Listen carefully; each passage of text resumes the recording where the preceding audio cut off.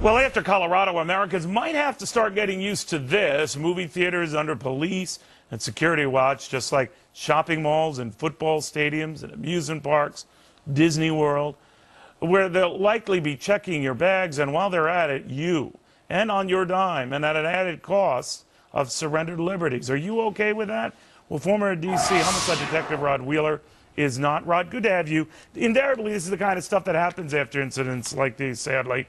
Then it dissipates a little bit, but we are seeing, over time, more of a security presence at more public locales. What do you make of that? Well, it's important, Neil, inasmuch as this situation was very horrific for everybody, for the entire nation, it's very important that we not overreact. We don't want to have any knee-jerk reactions. Now, there are some things that we will notice. There will be somewhat of a police presence increase, and there's going to be better training maybe for security officers. But short of that, Neil, I don't think it's, that we as citizens should have to go through a metal detector to go do our grocery shopping.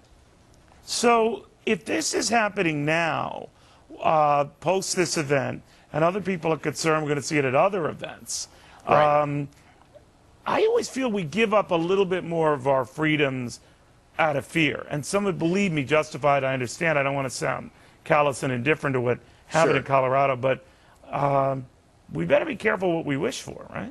Well, you're right. The other thing, too, Neil, with this Colorado case, let's look at the facts for a minute. This guy, Holmes, he actually had planned this out for a period of 2, maybe even 3 months. So even if we would have had a large police presence or security presence, most people in law enforcement will tell you this guy was determined to do, what he did. So he would have found a way. So I don't think, again, we should have to be pulling out our wallets as citizens, paying more money for additional security when, if the security is, pretty good as it stands. What do we need to do? We need to just make sure that these, venues have good vulnerability assessments, threat assessments and things like that. And I think the security should be commensurate with the risk. Rod, could I ask a couple of dumb questions, and maybe I made a bigger deal out of them was warranted?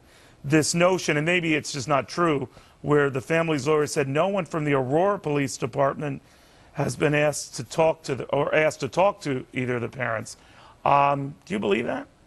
Yes, I do believe that, and I actually heard the last segment when the woman said that, and I think the reason for that, real quickly, Neil, the FBI, as you know, have been involved in this case since day one, and the FBI has probably had conversations with the family, and that's not unusual. And what do you look for then, members. Rod? If you're asking those questions, what are you asking?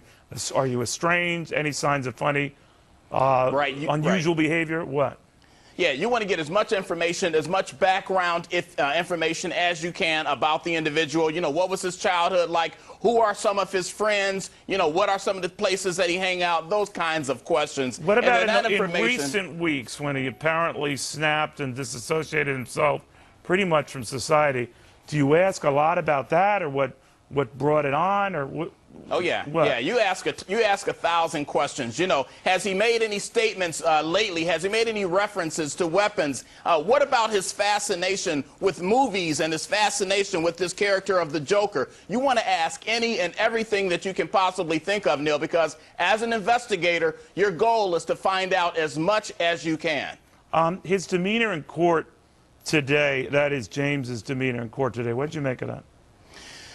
I'll tell you my own opinion, and I've dealt with people with that mindset, if you will, of this guy before. I've dealt with people in law enforcement like that on the other side, and I can tell you, Neil, that he looks like he's on some kind of a drug, and he could have been on a drug. I don't know, but obviously a lot is going to have to be determined about this guy. He's clearly going to have a psychological evaluation at some point, and like the previous guest said, he's definitely going to seek the insanity plea.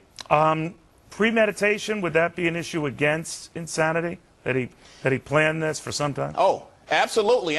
Because if he's going to argue insanity, he has to argue that he's been insane for the past 2 to 3 months, maybe even 90 days. And we all know this was a planned event. So if he was that insane, how come it took him this long to do the act in which he did? Interesting. Rod Wheeler, thank you. Very good seeing you, even under these circumstances. Too, Rod Wheeler.